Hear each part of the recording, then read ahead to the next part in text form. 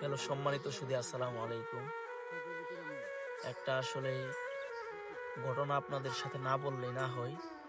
আমি যেখানে বসে আছি, আমার পা দুটা যেখানে, এটা হচ্ছে নিচু জমি।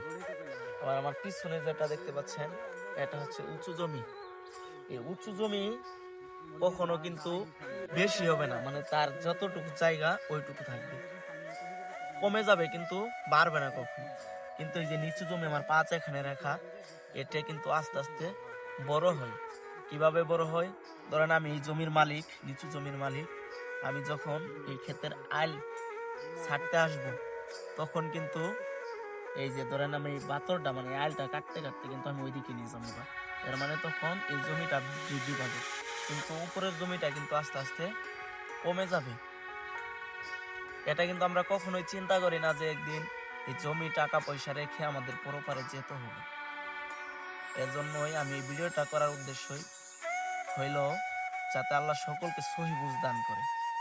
কারণ জমি জমা টাকা পয়সা একদিন ছেড়ে দুনিয়ার মায়া ত্যাগ করে কিন্তু চলে যেতে হবে।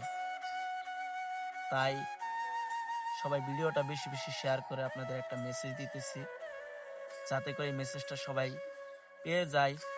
সিম্পল একটা বিষয়, এই সামান্য জমা জমি নিয়ে কিন্তু অনেক দ্বন্দ্ব হয়। যাতে করে কেউ আমরা আইল বাতর না কেটে অন্যের ক্ষতি না করি, এটাই আপনাদের বলতেছি।